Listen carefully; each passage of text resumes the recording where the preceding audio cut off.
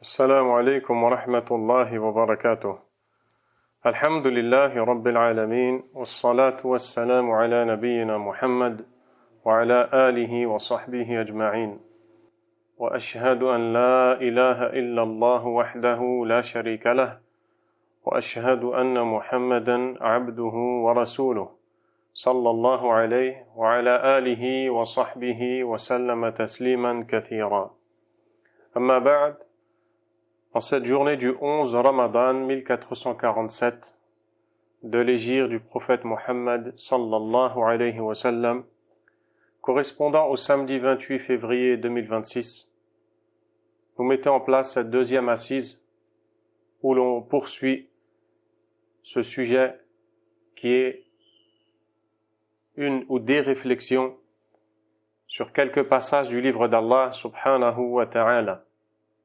Nous avons hier introduit notre sujet en évoquant l'importance du Coran, ses immenses utilités et ses descriptifs, où nous avions vu qu'il est une guidée, une lumière, un discernement, qu'il est parfait dans son contenu et d'autres choses encore.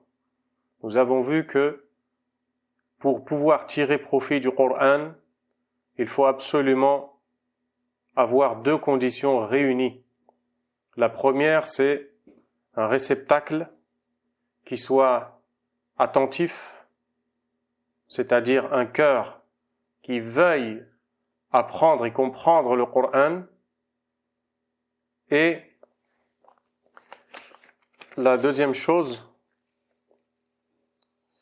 ce n'est pas grave, vous la trouverez citée dans la première leçon.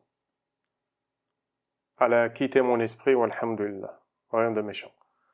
L'essentiel, c'est que tout le monde ne peut pas tirer profit comme il se doit du livre d'Allah, subhanahu wa ta'ala. Naam, ça m'est revenu. Donc la première condition, c'est un réceptacle qui accepte, un cœur qui veuille méditer le Coran. Et la deuxième condition, c'est œuvrer en ce sens.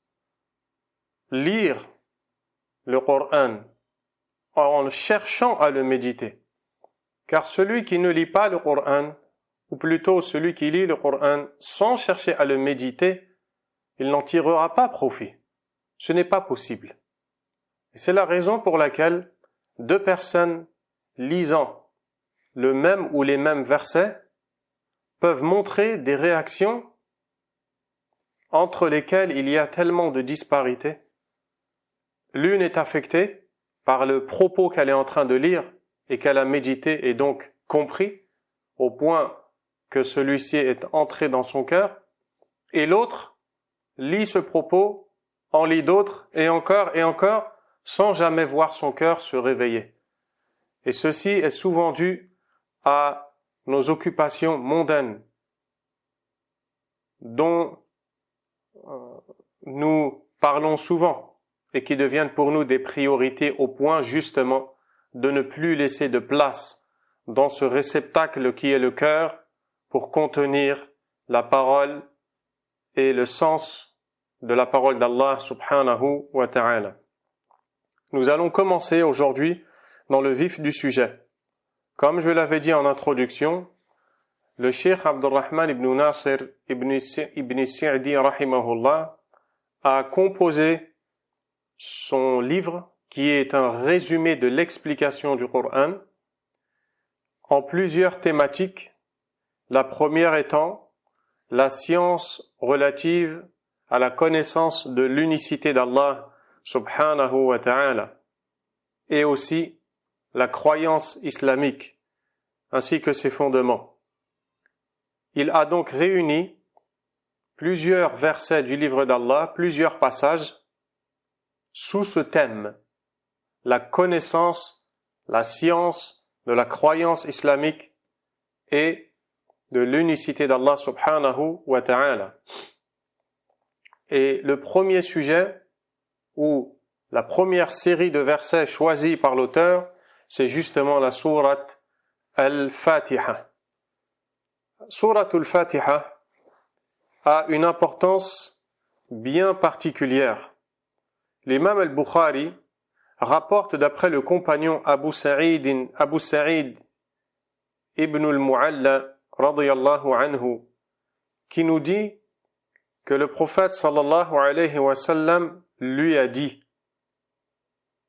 Ala u'allimuka a'zama suratin fil Qur'an qabla an akhruja min al-masjid. Ne vais-je pas t'apprendre la sourate la plus immense, la plus importante, la plus valeureuse du Coran avant que je sorte de cette mosquée? Et puis le prophète alayhi salatu wassalam s'en est allé.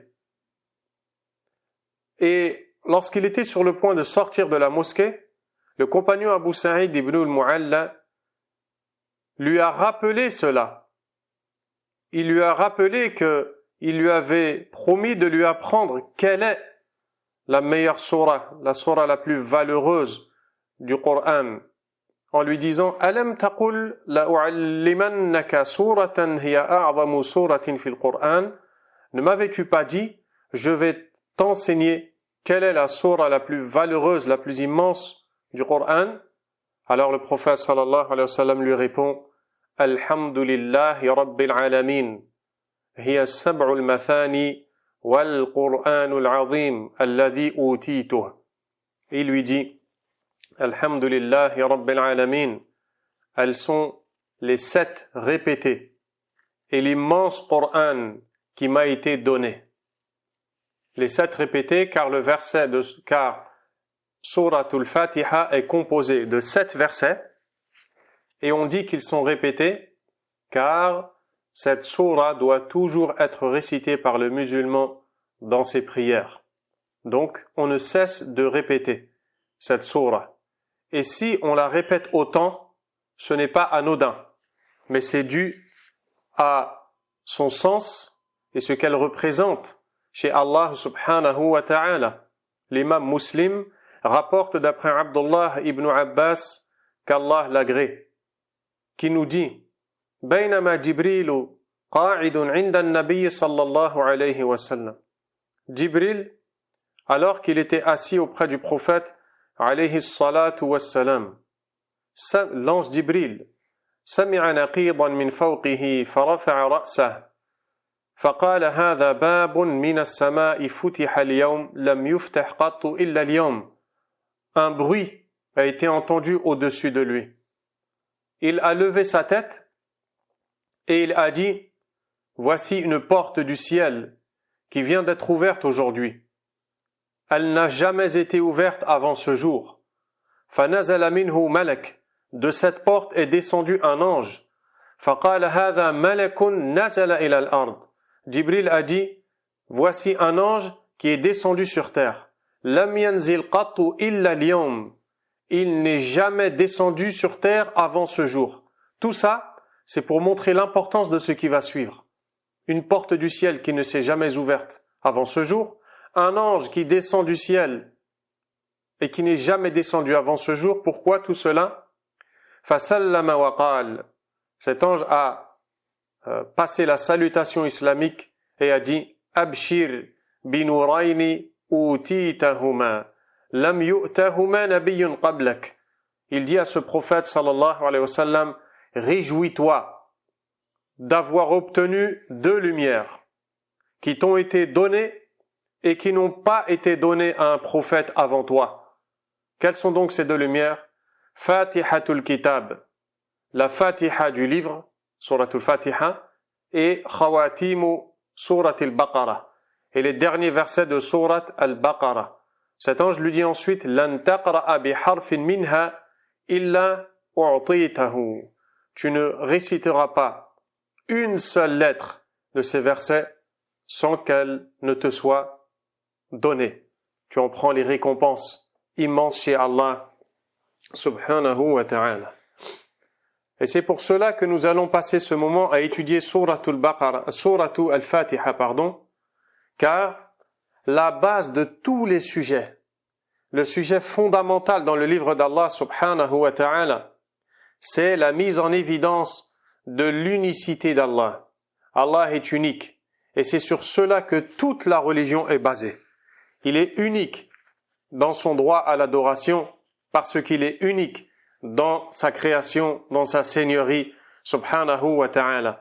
Proportionnellement, chers musulmans, à ta connaissance de cette unicité d'Allah et de toutes ses ramifications, ta religion deviendra solide. Plus tu apprendras cette science, plus ta religion se solidifie. Moins tu connais cette science, moins ta religion est solide, plus elle est faible. Et c'est à l'image d'un arbre. Lorsque ses racines sont fermement ancrées dans le sol, le tronc et les branches poussent et s'élancent vers le ciel. Pareil pour ta connaissance de l'unicité d'Allah dans ton cœur. Ce qui te montre que Souratul Fatiha traite bel et bien de ce sujet, qui est celui de l'unicité d'Allah subhanahu wa ta'ala. Souratul Fatiha, le premier chapitre du Coran, contient en son sein, de manière globale, tout ce qui est détaillé dans le reste du Coran. C'est pour cela d'ailleurs que cette sourate a été surnommée Ummul Qur'an, la mère du Coran. Le mot en arabe, que l'on traduit par la mère, peut aussi vouloir dire la source vers laquelle on doit ou vers laquelle on revient. Eh bien, lorsque l'on parle du Coran, Souratul Fatiha est la source du Coran.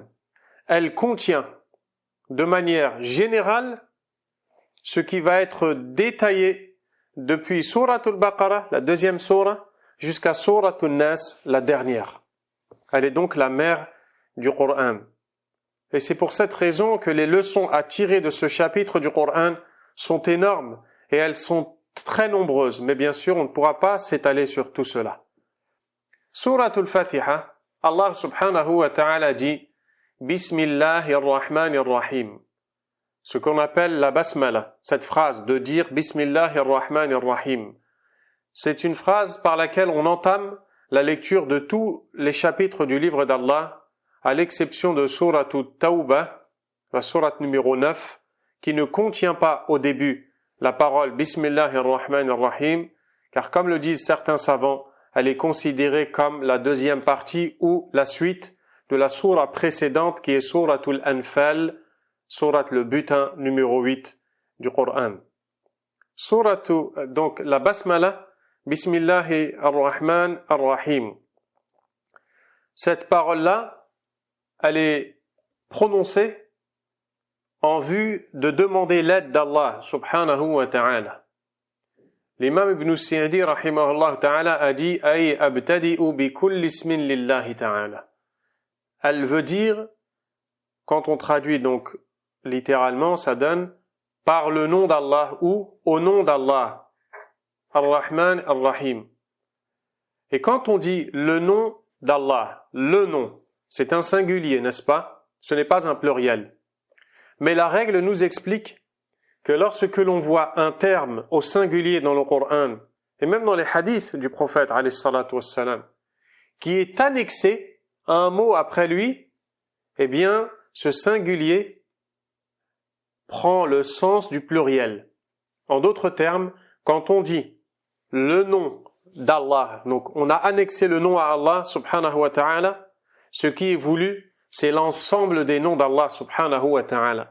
De la même manière, quand on dit ni'matullah, si l'on traduit cela, ça donne le bienfait d'Allah, un singulier qui est annexé au nom Allah. Sauf que l'annexion implique le sens du pluriel. Donc on dit ni'matullah, c'est-à-dire les bienfaits d'Allah subhanahu wa ta'ala. Eh bien ici, quand on dit Bismillah, par le nom d'Allah, c'est-à-dire je commence et j'entame ma lecture de ce Coran en évoquant tous les noms d'Allah subhanahu wa ta'ala, moyen par lequel j'ai comme objectif de rechercher de l'aide. Car quand tu dis Bismillah, le bi de la parole Bismillah sert à exprimer ta recherche d'aide. Tu recherches donc l'aide d'Allah subhanahu wa ta'ala par le biais de la mention de tous ces noms. Comme si tu disais, je m'apprête à lire le Coran, je demande à Allah subhanahu wa ta'ala, par tous ces noms par lesquels il s'est nommé, et ces attributs qui en découlent et qui sont les siens, de me donner son aide dans cette lecture-là, dans la compréhension et dans l'application des sens que je vais lire. C'est ça que ça veut dire Bismillah dans la lecture du Coran. Ensuite, on dit Allah, Bismi Allah, au nom, parmi les noms, par les noms d'Allah subhanahu wa ta'ala. Le nom Allah est l'un de ces noms les plus parfaits. Certains sont d'ailleurs d'avis que parmi les noms d'Allah, le nom le plus sublime est bel et bien Allah.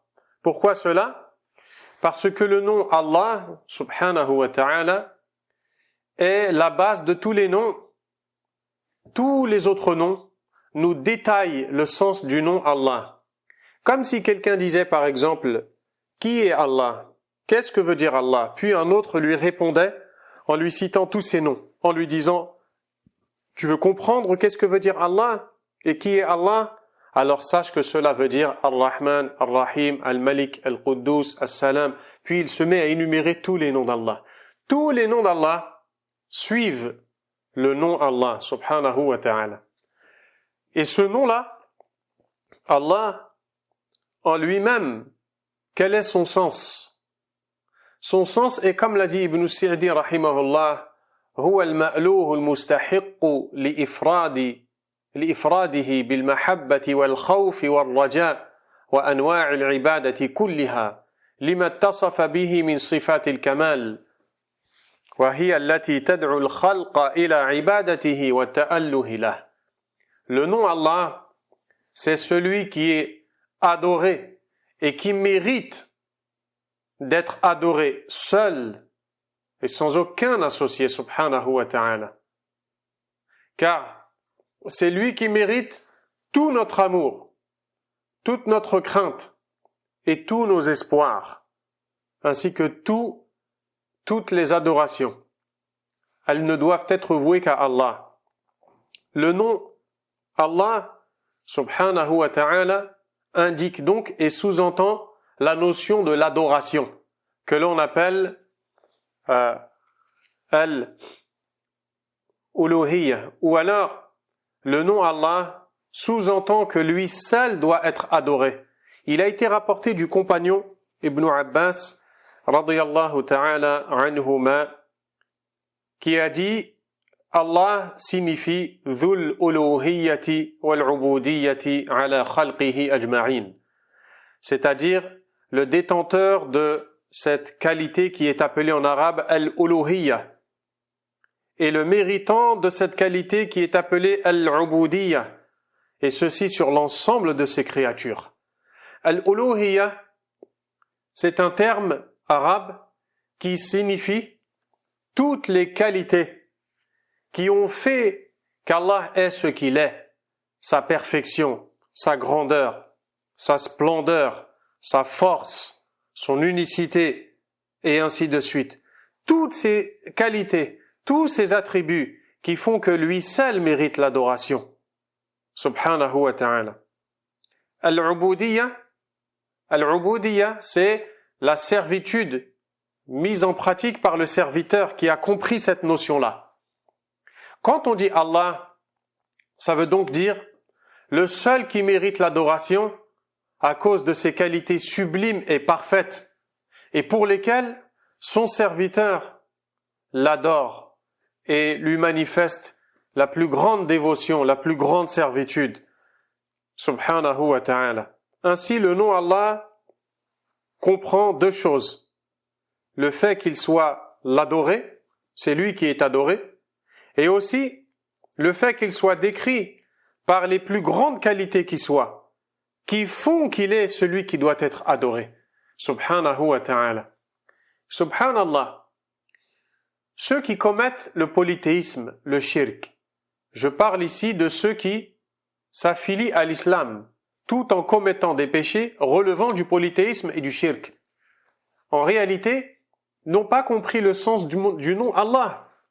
Car s'ils avaient compris que Allah signifie celui qui est le seul à avoir les qualités les plus sublimes pour lesquelles il mérite d'être adoré, alors il n'aurait jamais voué le culte à un autre que lui, subhanahu wa ta'ala.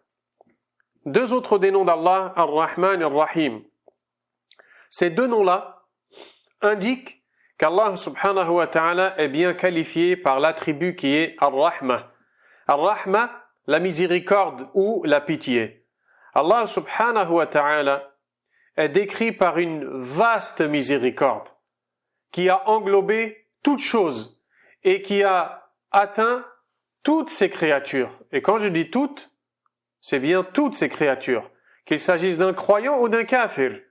Ils bénéficient tous d'une part de la rahma, de la miséricorde d'Allah subhanahu wa ta'ala. Car en réalité, la miséricorde d'Allah subhanahu wa ta'ala se divise en deux. Il y a la miséricorde générale, on l'appelle ar-rahmatul amma, et la miséricorde spécifique, ar-rahmatul khassa. Quant à la miséricorde générale, c'est d'elle dont on parle lorsque l'on dit qu'elle atteint toutes les créatures, combien même il s'agirait d'un croyant ou d'un mushrik, un kafir, un ennemi d'Allah, et même celui qui déteste Allah et le détracteur de sa religion, eh bien, il ne cesse de tirer profit chaque jour de la miséricorde d'Allah subhanahu wa ta'ala. Il les a créés par miséricorde. Il leur octroie la subsistance par miséricorde. Il leur donne la vie par miséricorde. Il leur donne ce dont ils jouissent dans ce bas monde. Tout ça, c'est de la miséricorde d'Allah subhanahu wa ta'ala. Ça, c'est la miséricorde générale. Elle est partagée entre les croyants et les kuffars et les mushrikoun. Mais il y a la miséricorde khassa, spécifique, particulière. Celle-ci est destinée uniquement aux croyants. Et c'est au sujet de laquelle Allah Azza wa Jal a dit « Wa rahmati wasi'at kulla shay » Ma miséricorde a englobé toutes choses, puis il dit « Fasa'aktubuha lilladhina yattaqoun » al-ayah. Je la prescrirai à ceux qui ont fait preuve de piété. C'est-à-dire particulièrement eux, ils se verront honorés par cette grande miséricorde qui consiste à leur ajouter dans leur foi, dans leur piété, à renforcer leur lien avec Allah subhanahu wa ta'ala et aussi à bénéficier du fruit de leurs actions,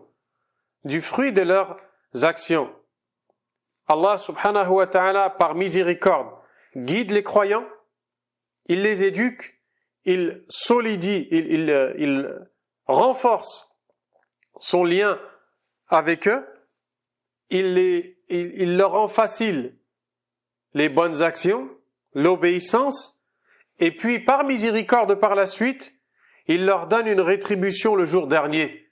Il les fait entrer dans son paradis. Il les protège de l'enfer. Il leur pardonne leurs péchés.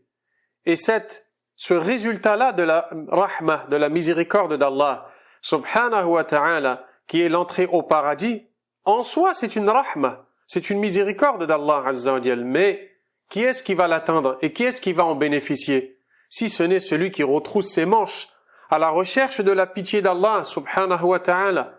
Le prophète sallallahu alayhi wa sallam a dit وَمَنْ وَجَدَ غَيْرَ ذَلِكَ فَلَا يَلُومَنَّ إِلَّا نَفْسَهُ. Et quiconque trouve autre chose que le bien, c'est-à-dire le jour dernier, dans la balance de ses actes, alors qu'il ne blâme que sa propre personne. Puis l'imam Ibn Sa'di rahimahullah ta'ala nous dit qu'Allah Azza wa Jal a prescrit la miséricorde complète, c'est-à-dire spécifique, pour ceux qui le suivent parmi ses prophètes et messagers. Ceux-là auront la miséricorde absolue, tant bien dans ce bas monde que dans l'au-delà. Et c'est par elle qu'ils seront heureux, qu'ils seront bienheureux et qu'ils réussiront. C'est aussi par elle qu'Allah subhanahu wa ta'ala repoussera d'eux toute nuisance, tout mal. Et c'est par elle qu'Allah subhanahu wa ta'ala leur accordera tout le bien. Ibn Sa'di rahimahullah nous dit واعلم أن من القواعد المتفق عليها بين سلف الأمة وأئمتها ما دل عليه الكتاب والسنة من الإيمان بأسماء الله كلها وصفاته جميعها وبأحكام تلك الصفات. Sache que parmi les règles qui font l'objet de l'unanimité entre les grands savants, parmi les pieux prédécesseurs et leurs successeurs, ce que l'on comprend dans le Coran et la Sunna, s'agissant du domaine de la foi au nom d'Allah, subhanahu wa ta'ala. Puis il va nous citer un point important. Il faut comprendre que dans le domaine de la croyance au nom et aux attributs d'Allah, subhanahu wa ta'ala, il y a une série de règles qui sont toutes puisées du livre d'Allah, subhanahu wa ta'ala, ainsi que de la sunna de son prophète, sallallahu alayhi wa sallam, car il est interdit de s'exprimer dans de tels sujets relevant de l'invisible, en se basant sur nos propres idées ou opinions. Eh bien, dans les textes, on trouve une série de règles qui régissent notre croyance et qui la rendent droite dans toute sa rectitude et qui nous permettent d'avoir une connaissance et une croyance saine en Allah subhanahu wa ta'ala, en ses noms, en ses attributs. Et parmi ces règles, justement, le fait de dire que parmi les noms d'Allah subhanahu wa ta'ala, eh bien, il y en a qui contiennent ou qui sous-entendent et qui indiquent des attributs, car tous les noms d'Allah sont en même temps des noms propres et en même temps des adjectifs qualificatifs. Par exemple, quelqu'un s'appelle Abdullah. Ça, c'est un nom propre. C'est son prénom, n'est-ce pas? Cela veut-il dire obligatoirement que dans sa vie, il vit comme un serviteur d'Allah, qui est le sens du nom Abdullah? Non, pas forcément. Il peut s'appeler Abdullah et trahir, mentir, voler et ainsi de suite. Ou ne pas être peut-être musulman. D'accord? Mais quand on parle des noms d'Allah, les noms d'Allah subhanahu wa ta'ala sont des noms propres par lesquels il s'est nommé, mais pas seulement. Ils sont aussi des adjectifs qualificatifs. Lorsque l'on dit d'Allah qu'il est Rahim, cela sous-entend qu'il a l'attribut de la Rahma. Lorsque l'on dit qu'il est Karim, eh bien ça veut dire qu'il est décrit par le Karam.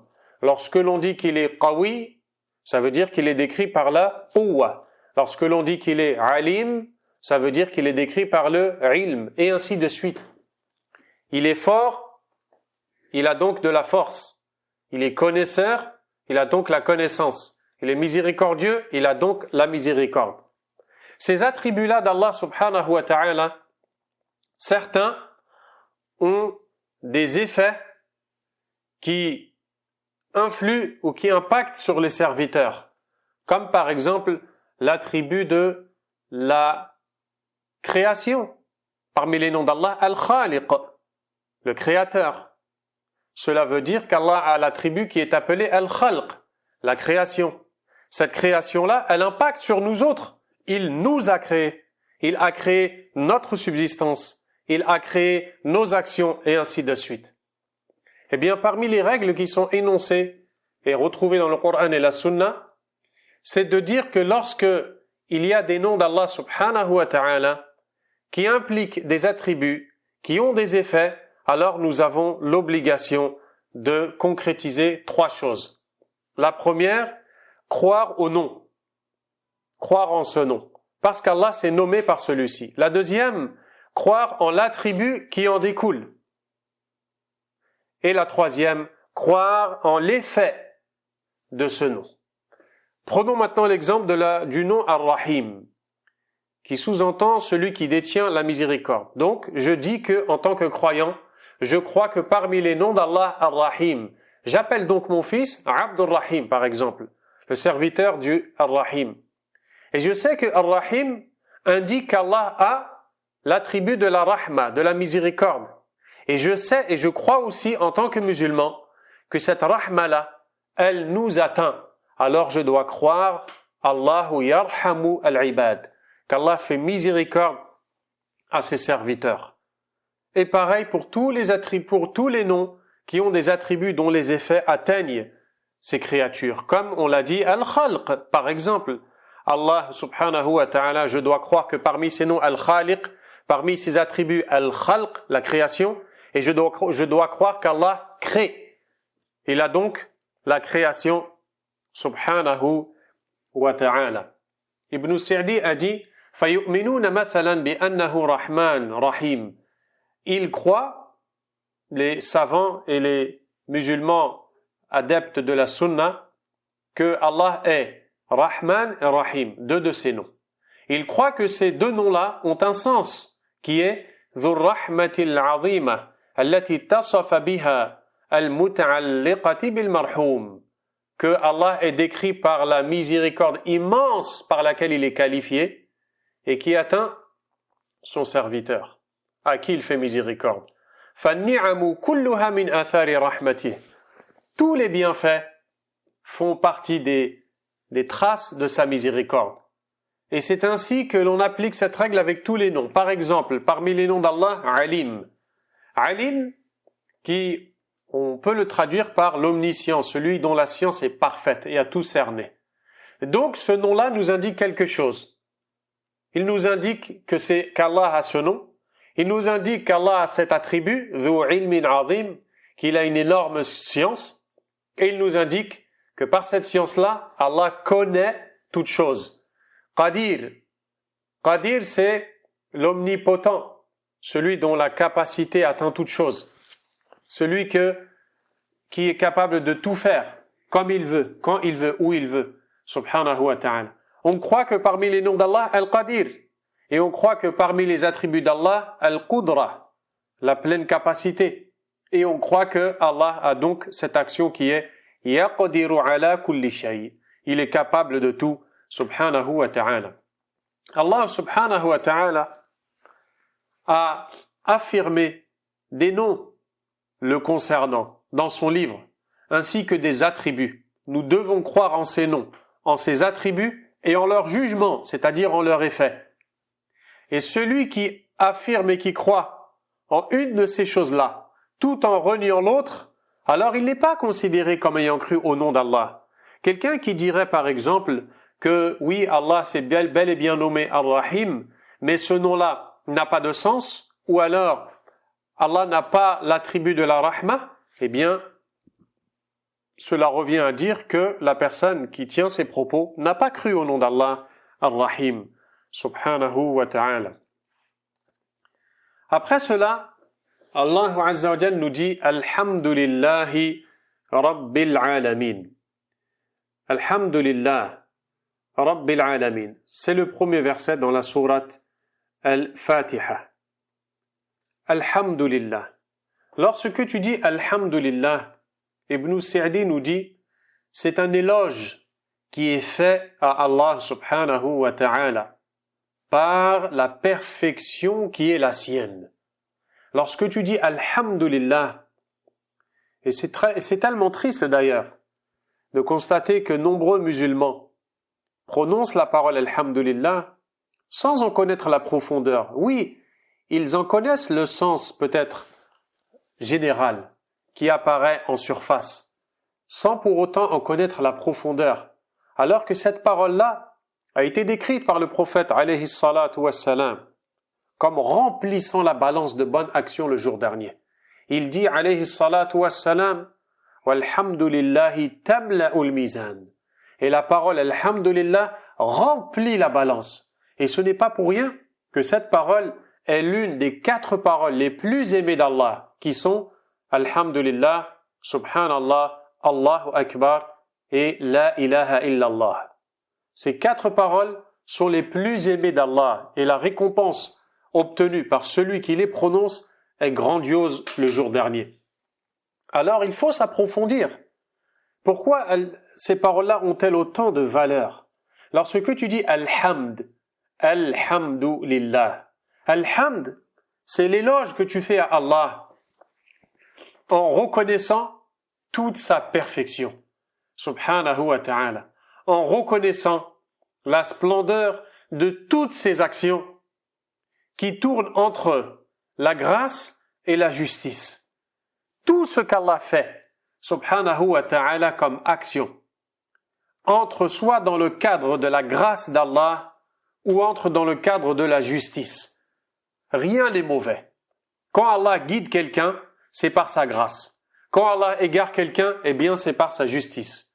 Quand Allah récompense quelqu'un, c'est par sa grâce. Quand Allah punit quelqu'un, c'est par sa justice. Quand Allah rend quelqu'un connaisseur de sa religion, c'est par sa grâce. Et quand Allah laisse quelqu'un ignorant, c'est par justice. Toutes les actions d'Allah tournent autour de la grâce et de la justice. Et elles impliquent la sagesse complète, immense et parfaite.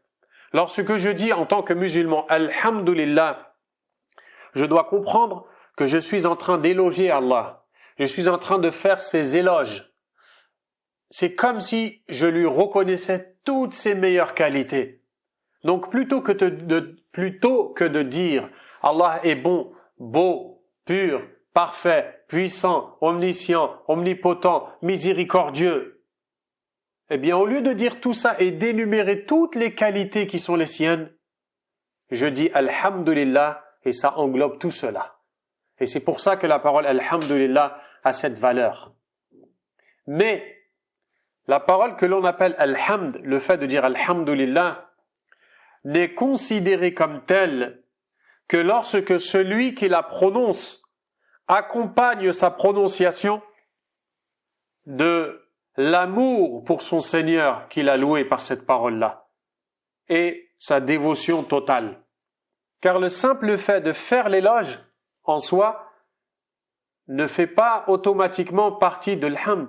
Si je dis que telle personne est brave, douée, intelligente, généreuse, mais que je n'accompagne pas cela d'une dévotion pour cette personne ou d'un amour total, eh bien ça c'est simplement un éloge. Mais quand je parle d'Allah subhanahu wa ta'ala et que je dis Alhamdulillah, je dois le faire avec le cœur qui aime Allah subhanahu wa ta'ala et qui est pleinement dévoué à lui. D'ailleurs, méditez un peu avec moi un instant. Cette parole-là, Alhamdulillah, elle est prononcée pour deux choses. En d'autres termes, si on me posait la question en tant que musulman, pourquoi doit-on dire Alhamdulillah? Je devrais répondre, on doit dire Alhamdulillah pour deux choses. La première raison pour laquelle nous disons Alhamdulillah, nous autres les musulmans, c'est pour la perfection par laquelle Allah est décrit. Quand je vois qu'Allah est puissant, je dis Alhamdulillah.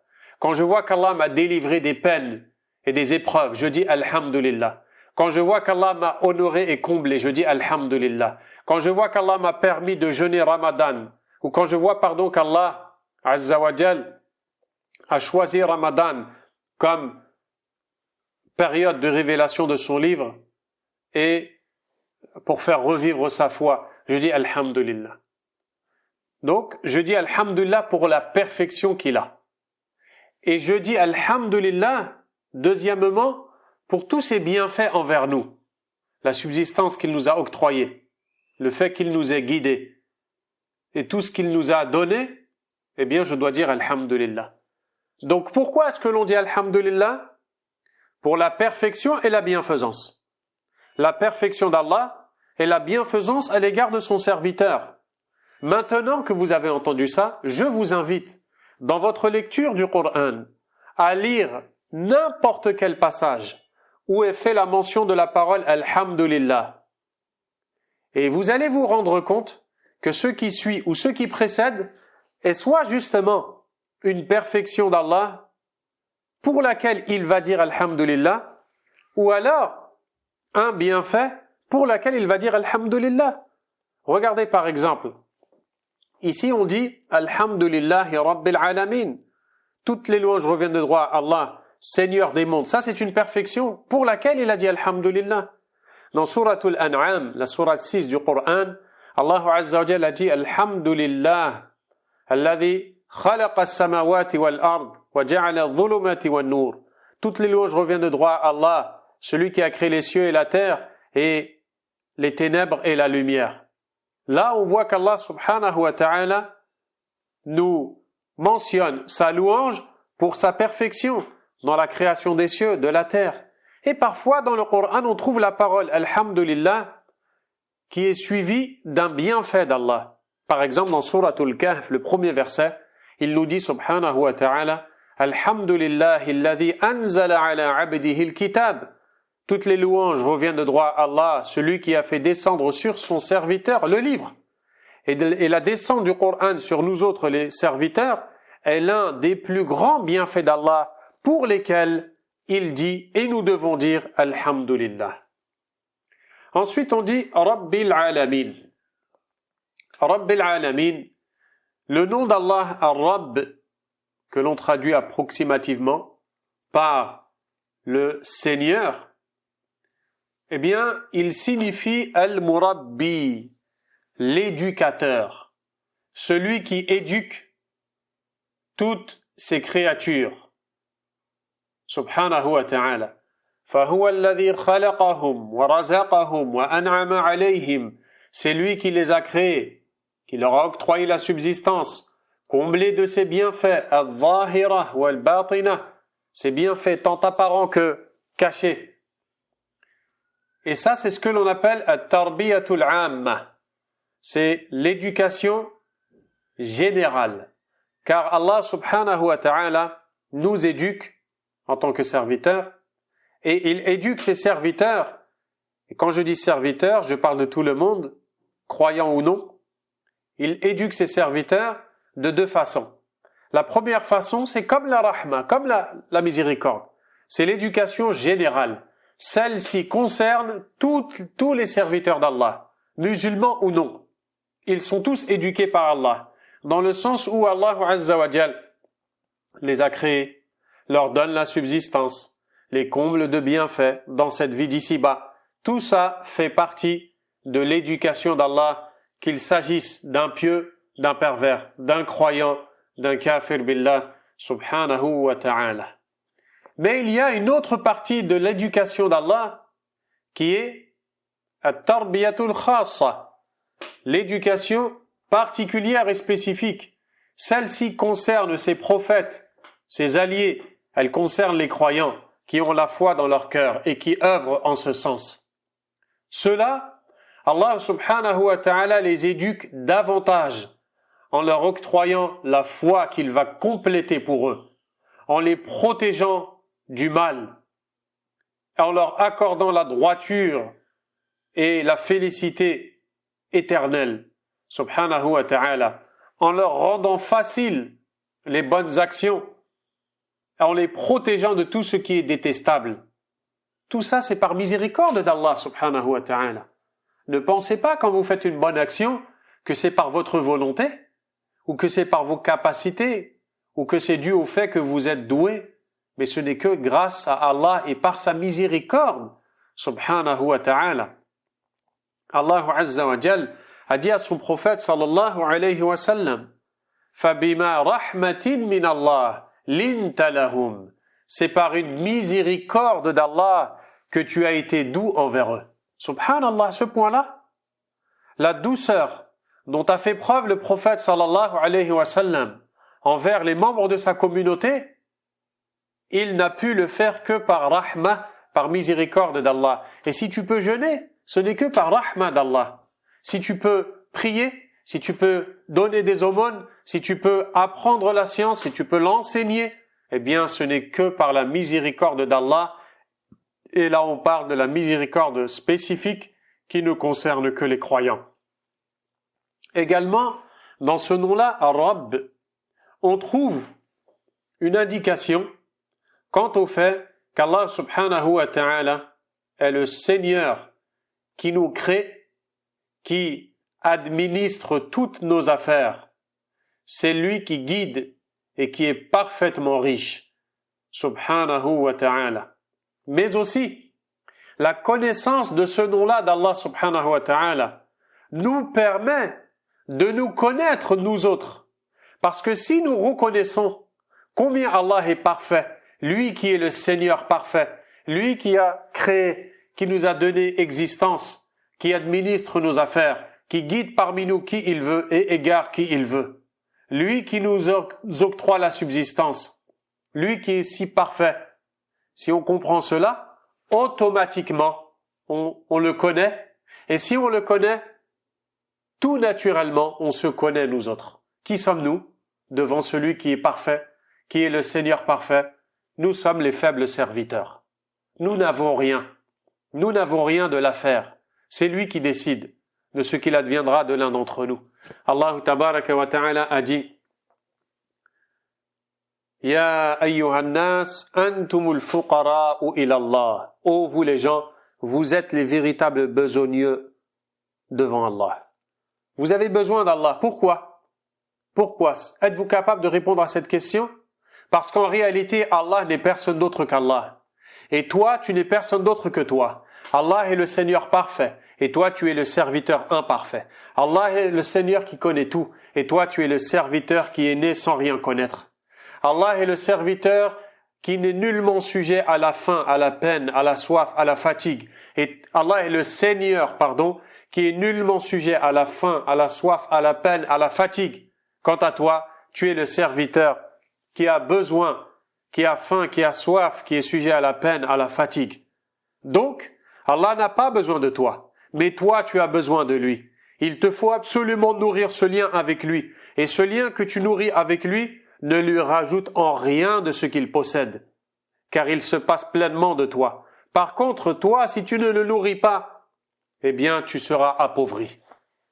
Donc, par essence, Allah est parfaitement riche. Et par essence, toi, le serviteur, tu es parfaitement pauvre. Ainsi, la méditation du Coran, particulièrement ici, Suratul Fatiha, nous permet de nous rendre compte que l'on peut connaître Allah à travers la lecture du Coran et que l'on peut se connaître aussi. Et en se connaissant, on restera à notre place et on observera l'objectif pour lequel on a été créé. وَمَا خَلَقْتُ الْجِنَّ وَالْإِنسَ إِلَّا لِيَعْبُدُونَ. Et je n'ai créé les djinns et les hommes que pour qu'ils m'adorent. Allah est donc le Seigneur, Rabbil Alamin. Al-Alamin, c'est tout ce qui est autre qu'Allah. Donc, Allah est le Seigneur de toute personne. Il est le Seigneur de toute créature et de toute chose. Il est le Seigneur des hommes, des djinns, des anges, des animaux et de tout ce qui existe. Subhanahu wa ta'ala. Alhamdulillahi Rabbil Alamin. Ar-Rahman Ar-Rahim, on en a déjà parlé. Vient après le verset Maliki Yawmiddin, le maître du jour de la résurrection. Le jour de la rétribution, pardon. Le maître du jour de la rétribution. Maliki Yawmiddin. Al-Malik, le maître absolu, هو من اتصف بالصفات العظيمة الكاملة التي يتحقق بها الملك. C'est celui qui est décrit par les attributs immenses et parfaits qui font de lui qu'il a le royaume absolu. C'est le roi par excellence. C'est le maître absolu, subhanahu wa ta'ala. Et parmi les effets de cet attribut-là, qu'Allah est le maître absolu, le fait qu'Allah donne des ordres, des interdits, le fait qu'il récompense et qu'il punisse, le fait qu'il se conduise dans le monde des cieux et de la terre comme il le veut, en parfaite concordance avec sa sagesse, subhanahu wa ta'ala. Et c'est pour ça qu'Allah tabaraka wa ta'ala a justement rattaché al-mulk dans ce verset, le royaume, la royauté, la possession absolue, il l'a rattaché à, ou il l'a annexé à quoi? Au jour dernier. Bien qu'Allah Azza wa Jal, n'est-ce pas qu'il est le maître absolu de toutes choses? Il est le roi des hommes, des djinns, des anges, de cette vie d'ici-bas, de l'au-delà, du jugement, de tout. Mais pourquoi est-ce qu'Allah subhanahu wa ta'ala particulièrement évoque ici le fait qu'il est le maître absolu du jour de la résurrection, Yawmiddin, parce que ce jour-là apparaîtra clairement et il deviendra évident pour tous qu'en réalité le seul roi, le seul maître absolu, c'est Allah seul et sans associé. Dans cette vie d'ici-bas, il y a des rois, il y a des possesseurs, il y a des riches, n'est-ce pas? ils peuvent prétendre une part de possession de choses, bien que cette possession n'est que relative, car ils ne possèdent ce qu'ils possèdent que par le don qu'Allah leur a fait. Quant à Allah, lui, subhanahu wa ta'ala, sa possession est complète, elle est parfaite. Il possède tout, subhanahu wa ta'ala. Mais les gens insouciants ne le voient pas pleinement dans cette vie d'ici-bas. Ils pourront alors le voir dans l'au-delà, lorsque tout le monde sera réuni au grand jour dernier. Et qu'Allah subhanahu wa ta'ala, comme nous dit le prophète sallallahu alayhi wa sallam, il nous dit yunadi bi sawtin yasma'uhu alhamdulillah, pardon. Il appellera avec une voix qui sera entendue par tout le monde, que ce soit celui qui est proche ou celui qui est loin.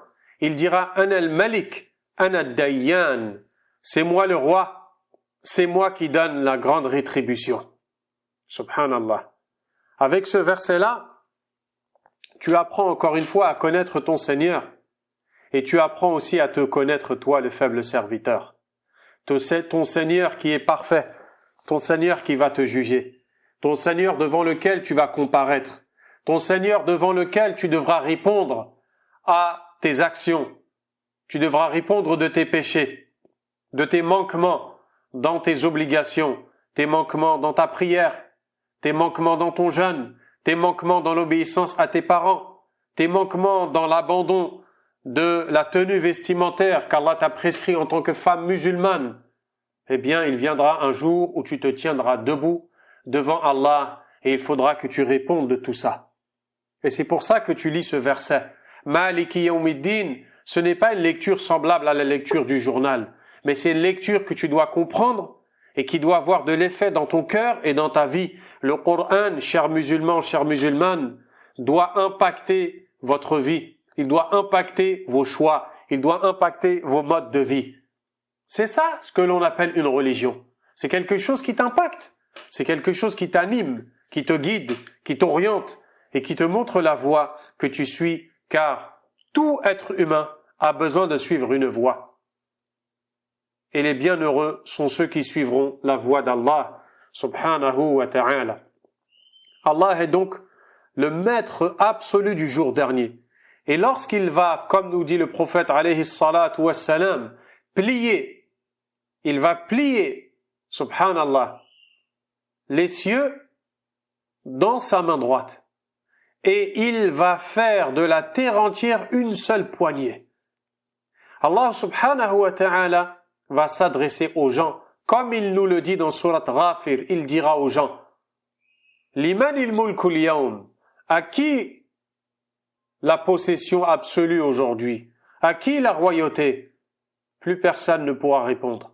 Seul lui répondra et il dira Lillahi al-wahid al-qahhar, à Allah, l'unique, le dominateur suprême, subhanahu wa ta'ala. Maliki yawmiddin, ce verset-là t'appelle à la tauba.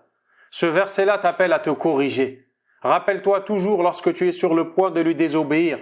Maliki yawmiddin, le maître du jour de la rétribution. Un jour viendra où je comparaîtrai devant lui, nu, pieds nus, incirconcis, et je devrais lui répondre, pourquoi est-ce que j'ai fait ce choix? Pourquoi est-ce que j'ai délaissé cette obligation-là? Pourquoi? Pour plaire à mes amis? Ou parce que j'étais pris dans ma routine qui m'a tué, qui m'a fait du mal? Qu'est-ce que je vais lui répondre ce jour-là? C'est à ça que sert le Coran, chers musulmans. Maliki yawmiddin, le maître du jour de la rétribution. Ensuite, Allah subhanahu wa ta'ala nous dit Iyyaka na'budu wa iyyaka nasta'in. C'est toi seul que nous adorons. Et c'est à toi seul que nous demandons l'aide. Subhanallah. Celui qui médite Suratul Fatiha s'apercevra avec la science que ce chapitre du Coran fait partie des plus grands moteurs pour animer le cœur du musulman dans sa servitude pour Allah subhanahu wa ta'ala. Pourquoi? Parce que toutes les actions que tu œuvres, que tu fais pour Allah, toutes les paroles que tu prononces pour Allah subhanahu wa ta'ala, en d'autres termes, toutes les adorations, elles tiennent sur 3 piliers. Ces piliers-là qui sont dans le cœur.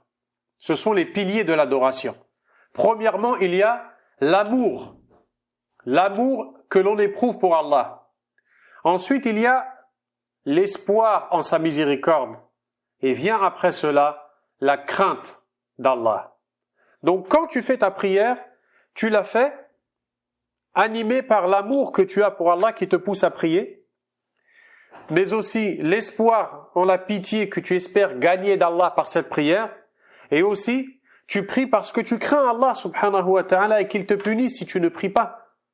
Et c'est pareil avec la lecture du Coran, avec le jeûne, tout ce que tu fais en termes d'adoration, tu le fais par amour, espoir et miséricorde. C'est comme un oiseau.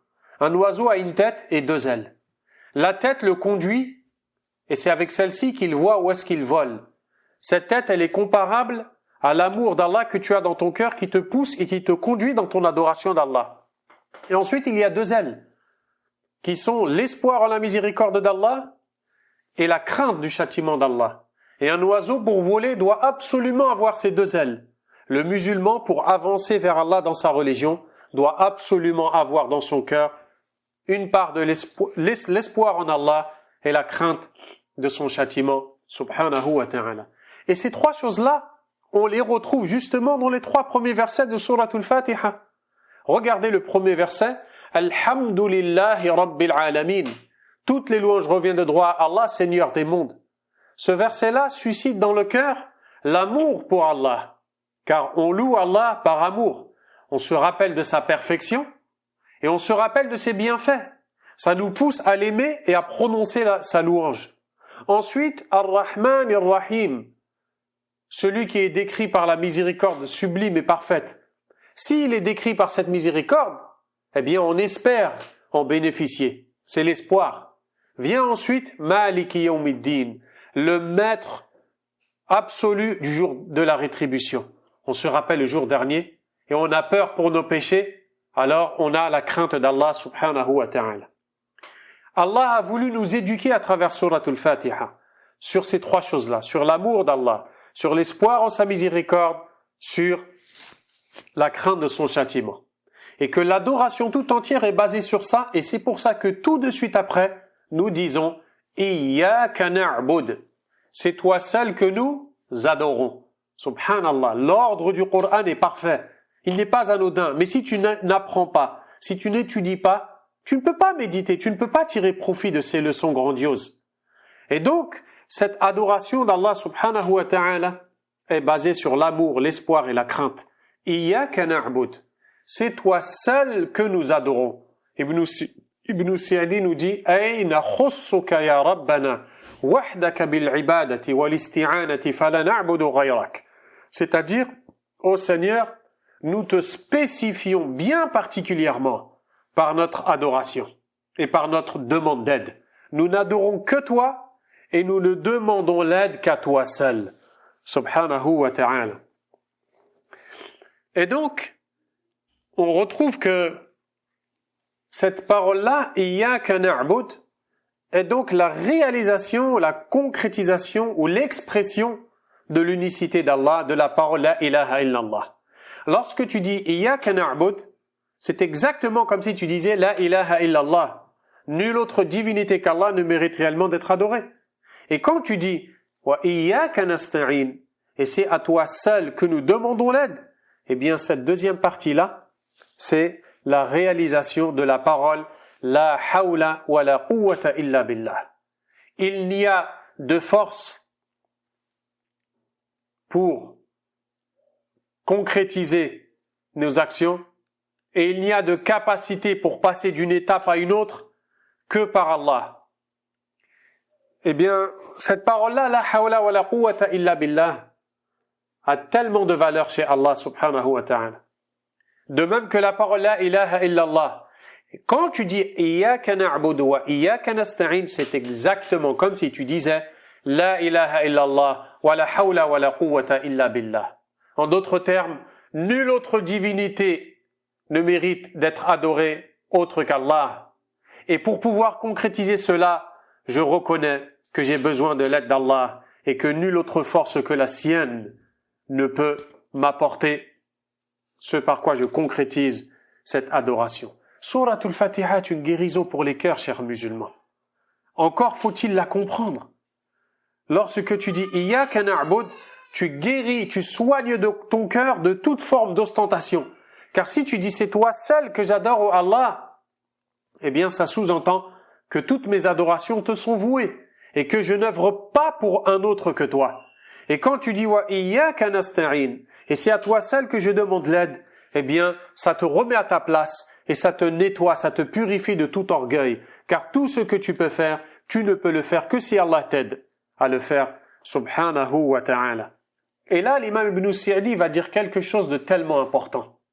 Il nous dit « وَهَذَا إِلْتِزَامٌ مِنَ الْعَبْدِ بِعُبُودِيَّةِ رَبِّهِ » Et ceci, le fait de dire « إِيَّاكَ نَعْبُدْ وَإِيَّاكَ نَسْتَعِينَ » est un engagement pris par le serviteur à n'adorer qu'Allah, subhanahu wa ta'ala. Encore une fois, on pourrait dire que ceux qui s'affilient à l'islam, mais qui font des actes relevant du shirk, du polythéisme, n'ont pas compris la parole « Iyyaka na'bud ».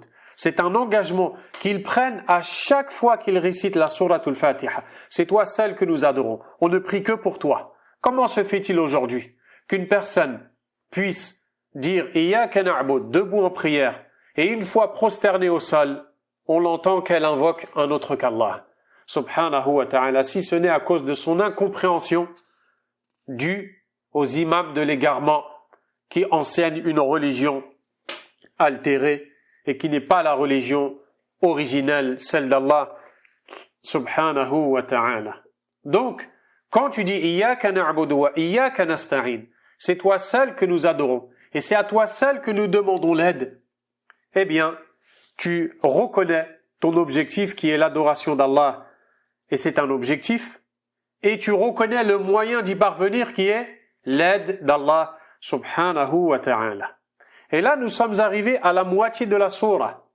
Alhamdulillahi Rabbil Alamin, Ar-Rahman Ar-Rahim, Maliki Yawmiddin, Iyyaka na'bud. Cette première moitié-là, elle concerne les actions du serviteur. Elle concerne le serviteur. Alhamdulillahi Rabbil Alamin, il loue Allah. Ar-Rahman Ar-Rahim, il espère sa miséricorde. Maliki Yawmiddin, il craint le jour dernier. Iyyaka na'bud, il déclare qu'il n'adore qu'Allah, subhanahu wa ta'ala.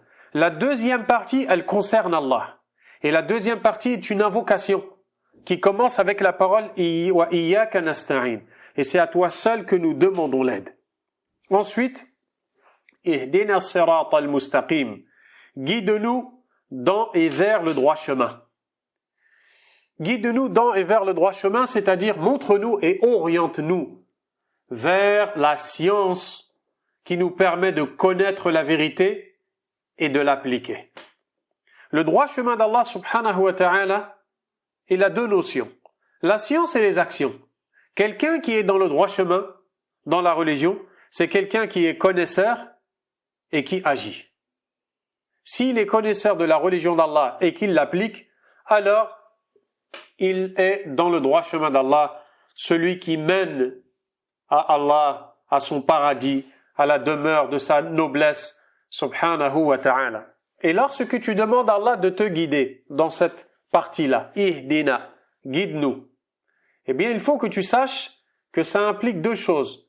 Que tu demandes à Allah de te guider vers sa religion, et une fois dans sa religion, tu lui demandes de te guider dans sa religion. Tu lui demandes de te guider pour connaître cette religion, pour l'appliquer, pour rester ferme dedans, et ainsi de suite.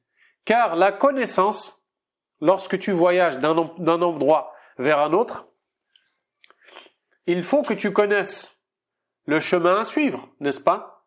Mais une fois dans le chemin que tu as emprunté, il faut aussi que tu connaisses certains détails.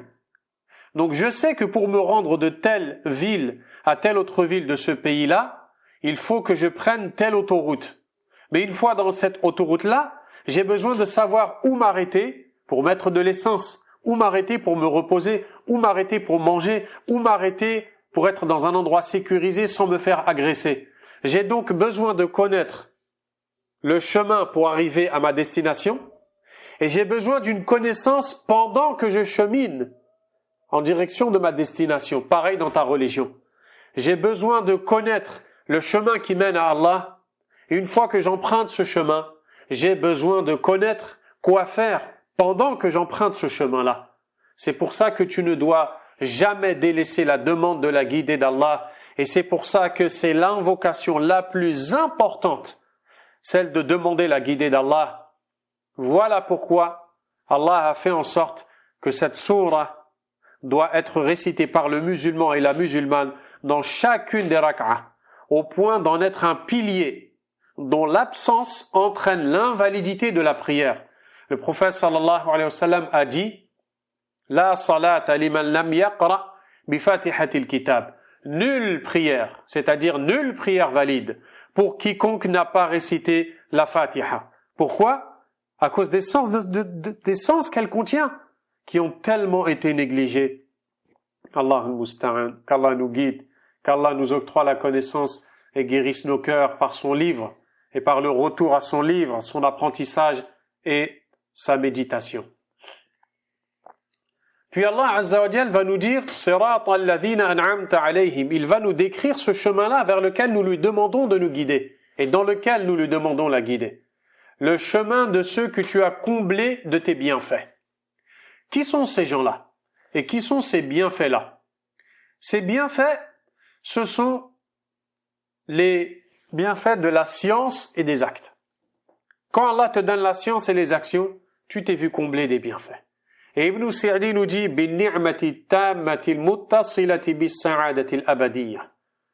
celui qui a comblé ses serviteurs par ses bienfaits complets qui leur procurent la félicité éternelle. Et qui sont ceux-là? Wahumul anbiya, les prophètes, as-siddiqoun, les grands véridiques, ash-shuhada, les martyrs, was-salihun, et les vertueux. Ce sont ces gens-là qui se sont vus combler des bienfaits d'Allah. Puis Allah Azza wa Jal dit ghayril maghdubi alayhim, non pas le chemin de ceux qui ont encouru ta colère, wala dallin, non plus celui des égarés. Al-istiqama, le droit chemin dans lequel nous demandons à Allah de nous guider et vers lequel nous demandons à Allah de nous guider, subhanahu wa ta'ala, Allah nous demande de l'appliquer dans notre vie. Le prophète sallallahu alayhi wa sallam a dit Qul amantu billahi thumma istaqim, et dans une version fastaqim, dit je crois en Allah puis observe la droiture. Et Allah a dit walidhalika fad'u wastaqim kama umirt, et ainsi appelle les gens à Allah et observe la droiture comme il te l'a été ordonné. Ce chemin de droiture est celui de ceux qu'Allah a comblés de ses bienfaits, qui ont réuni la science et les actes. Quant aux autres, il y a ceux qui ont la science qu'ils n'appliquent pas, et il y a ceux qui appliquent des actes sans être basés sur la science. Les deux sont blâmés. Les premiers, Allah est en colère contre eux. Ghayril maghdubi alayhim. Non pas celui de ceux contre lesquels tu es en colère. Ici, Allah nous met en garde contre la déviance. Et la déviance, elle se fait justement dans ces deux choses-là. La déviance dans la connaissance ou la déviance dans les actions. Ceux qui dévient dans les actions, ils ont de la connaissance mais ne l'appliquent pas. Et tu sais que c'est haram, tu ne le délaisses pas. Tu sais que c'est obligatoire pour toi de t'habiller de telle façon. Tu sais que c'est obligatoire pour toi de manger ou de ne pas manger telle et telle chose. Tu sais que c'est obligatoire pour toi de prier à telle ou telle heure. Et qu'est-ce que tu fais? Tu le délaisses. En agissant ainsi, tu entres dans la colère d'Allah subhanahu wa ta'ala. Mais aussi, il y a la déviance dans les actions, dans la connaissance. C'est-à-dire que tu fais des actions par ignorance. Tu innoves dans la religion d'Allah. Et tu ne fais pas ce qu'Allah a prescrit et légiféré à cause de ton ignorance. Eh bien, en agissant ainsi, tu ressembles aux égarés. Et c'est pour ça qu'Allah Azza wa Jal te dit, en gros, dans cette sourate, il y a 3 catégories de gens dans cette vie d'ici-bas. Il y a les bien guidés, ceux qui ont la science et les actions. Allah les a comblés de ses bienfaits. Il y a ceux contre lesquels Allah est en colère, ceux qui ont de la science mais qui ne l'appliquent pas. Et ensuite, il y a les égarés. Ils n'ont pas de science mais ils veulent appliquer. ne sois pas de ces deux dernières catégories, sois plutôt de la première. Ibn Sa'di rahimahullah ta'ala, et l'on va conclure incha'Allah, nous dit que cette sourate, malgré le fait qu'elle soit courte, contient d'énormes sciences. Elle contient les sciences du tawhid, de l'unicité d'Allah, dans la seigneurie, dans la parole Rabbil Alamin. Elle contient les sciences de l'unicité d'Allah dans le droit à l'adoration, dans la parole Iyyaka na'bud. C'est toi seul que nous adorons. Et elle contient les sciences de la connaissance des noms et attributs d'Allah. Lorsque l'on dit Alhamdulillah, ça réunit toutes les perfections d'Allah, subhanahu wa ta'ala. Également, cette sourate contient en son sein, elle contient la foi en la prophétie de Mohammed alayhi salatu wassalam, car quand nous disons Ihdina sirat al-mustaqim, guide-nous dans le droit chemin, nous savons que ce droit chemin est le chemin de Mohammed alayhi salatu wassalam. Donc nous devons y croire pour y être guidés. Et c'est une ramification de la foi en la prophétie. Tout comme cette sourate contient et sous-entend la foi au jour dernier, dans la parole Maliki Yawmiddin, le maître du jour de la résurrection. Tout comme cette sourate contient aussi la foi au destin, comme c'est la croyance des adeptes de la sunna et du groupe qui croient que tout ce que nous faisons, nous le faisons avec un libre arbitre qu'Allah nous a donné, un choix, mais que nous suivons la destinée d'Allah subhanahu wa ta'ala. Et ça, on le retrouve dans la parole Iyyaka na'budu wa iyyaka nasta'in. C'est toi seul que nous adorons et c'est à toi seul que nous demandons l'aide. Le fait qu'on lui demande l'aide montre qu'au final, tout ce que l'on veut faire, on ne peut le faire que si lui le décide. Donc c'est lui qui décrète les choses, subhanahu wa ta'ala. Cette sourate contient également la base du bien, l'essence du bien, qui est la sincérité. Lorsque tu dis Iyyaka na'bud, c'est toi seul que nous adorons, ça sous-entend la sincérité envers Allah dans toutes tes actions. Ainsi, cette noble sourate, malgré le fait qu'elle soit courte, est tellement immense. Et Allah subhanahu wa ta'ala a prescrit sa récitation à chaque raka'a. Chaque raka'a. Au minimum 17 fois, si on ne parle que des prières obligatoires. 17 fois, subhanallah, tu dois réciter cette sourate dans laquelle tu demandes la guidée d'Allah, dans laquelle tu fais revivre en toi tous ces sens-là.